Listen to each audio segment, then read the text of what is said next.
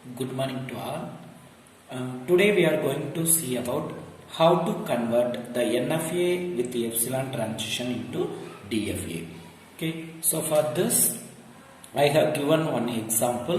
The diagram is said to be a NFA with the epsilon transition. Okay, so how it is NFA with the epsilon transition means, okay, if any transition diagram is consist of a epsilon as a one of the input symbol, then we can say it as a NFA with the epsilon transition. Okay, so we know that already NFA only having the epsilon transition, not DFA. Okay, so this is again we can call it as a NFA with epsilon transition diagram.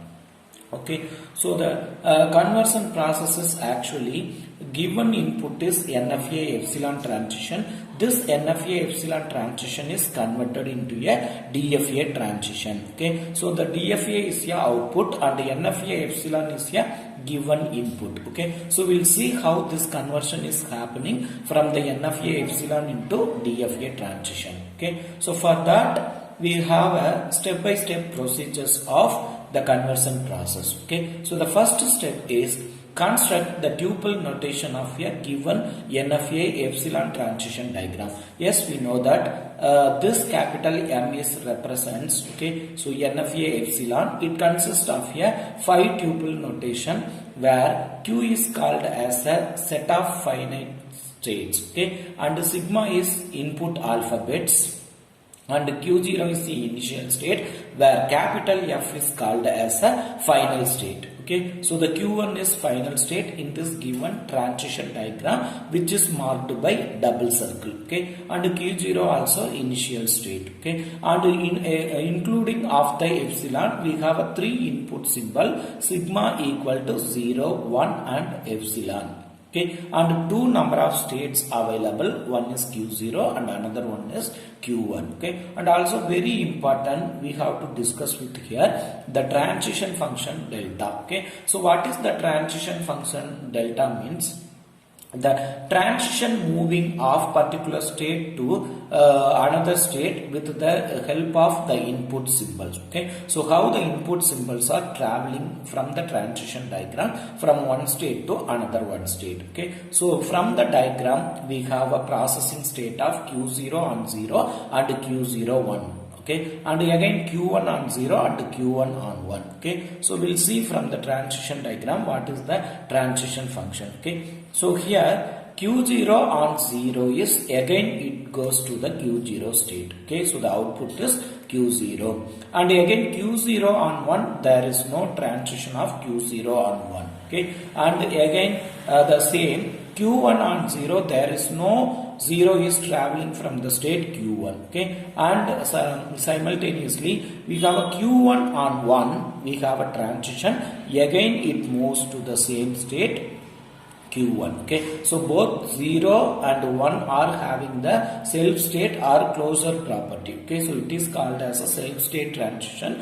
and this is also called as a self state transition. Okay, so this is for Q0 on 0 and Q0 on 1. We have a Q0 on 0 is Q0 and Q0 1 equal to 5 and Q1 on 0 equal to 5 and Q1 on 1 equal to Q1. Okay, so this is for the step number 1. Okay, and next we will have a step number 2. In a step number 2, see here, find out the epsilon closure of states Q0 and Q1. In this transition diagram we have 2 states Q0 and Q1, so I have to find the epsilon closure of 2 states Q0 and Q1. See here, from the state Q0, check with transition diagram, from the state Q0 whether the epsilon is moving or not. Yes, from the state Q0 the epsilon is moving to the Q1. Okay, so we have to find the epsilon closure of Q0 value and the epsilon closure of Q0 is consist of Q0 and Q1. Okay, so Q0 is compulsory one of the state. What we are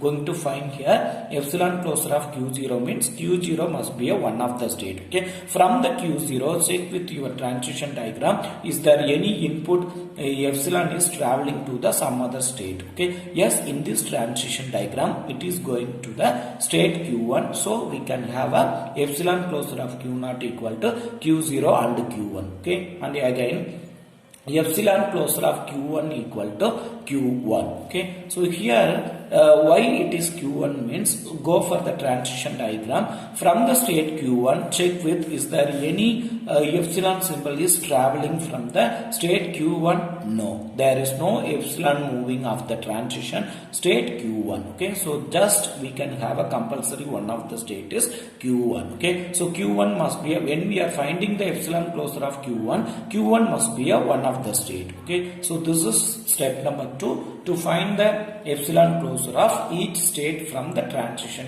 diagram. Okay, and step 3 we have to process with the states Q0 and Q1 first. Okay, and before that you should have a value of epsilon closure of Q0 equal to Q0 Q1. Okay, so this can be converted into a DFA state because our conversion process is NFA epsilon into DFA transition. Okay, so in that Q0 Q1 is converted into a DFA transition function where the bracket has to be changed like a square bracket. Okay, so it is represented or marked with capital A. And again epsilon closure of Q1 equal to Q1. So this can be again marked with square bracket and the name is represented with capital B. Okay, so now we have two states of a DFA transition. Now we have to process with state A with input symbol, state B with input symbol. Okay, so we'll see one by one.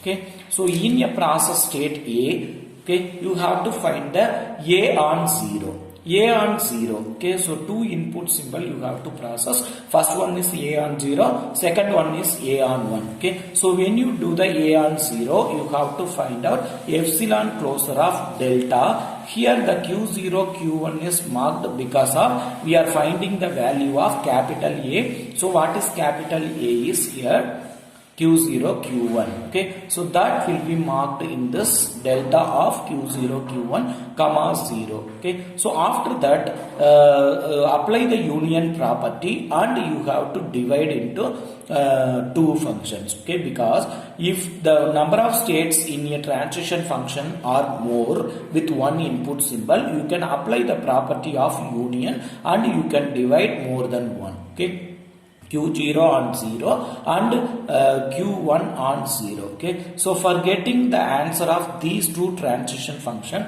now you can move to the first step. Okay, where we have already the values. Okay, where we have the already values. Okay, and substitute these values. Okay, so I have substituted epsilon closure of Q0 union 5. Okay, in this transition value is 5. So again we are getting epsilon closure of Q0. Okay, so equal to again getting of the value of Q0 comma Q1. So this is marked with again square bracket. So this one is compared with the your existing states. Compare whether it is new or existing one. Yes, it is existing one. So this value is equivalent to the state capital A. So once again I will mark with capital A. Okay, and the next state is your A on 1. Okay, so why here always we are representing epsilon closure of delta of the transition function means here the conversion process is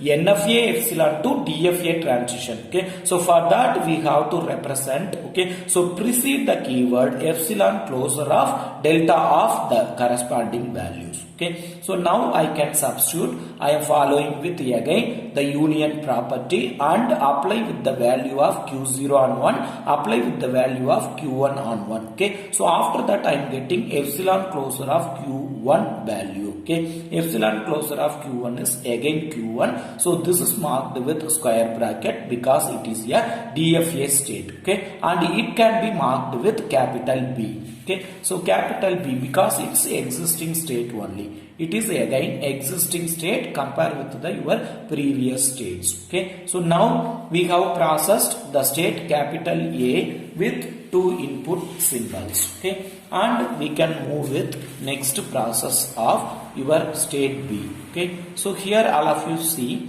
Processing state B, we have a beyond 0, beyond 1. Again epsilon closure of delta of, because now you can substitute the B value Q1. This B value is substituted here and we can get the value of 5. And again same procedure will be applied beyond 1, so Q1 on 1, so again we are getting the value of Q1, so Q1 equal to square bracket of Q1, which is represented by capital B. Okay, so after processing with beyond 0, beyond 1, 5 and B we are getting. Okay, and next we can move to the step number 4, construct transition table for DFA. Okay, so DFA transition table we must bring with number of states and the number of input symbols.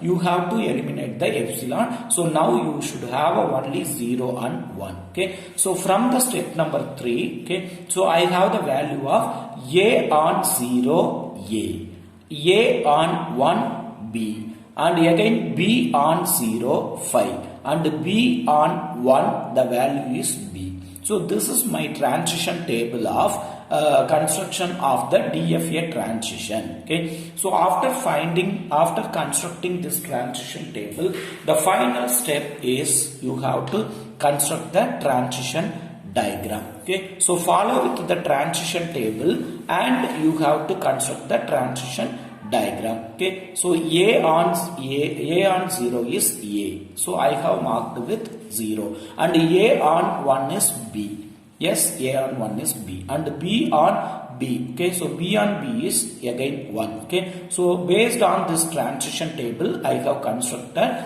this transition diagram of DFA. So this is my final DFA transition diagram, and if you want to substitute what is the A value, what is the B value, once again you can substitute what is A and what is B. Okay, so after that, why these two states are marked with a final state means, okay, so go for the transition table. A and B both are final state here, because of in a state A, capital A, I have a Q1. Okay, and in my state capital B, also Q1. The Q1 is the original input given NFA epsilon final state. Okay, so whatever DFA states consist of a original transition diagram final state, that states will be marked with the final state. So now A and B are having the transition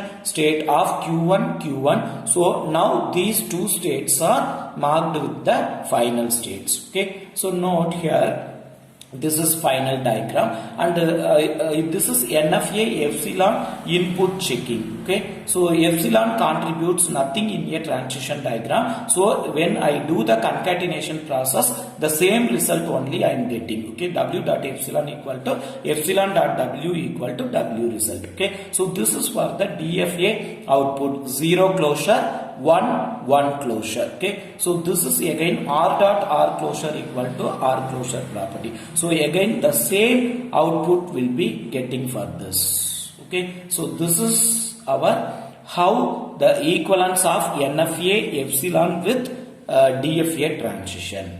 Okay, so this is final output diagram. Thank you for watching.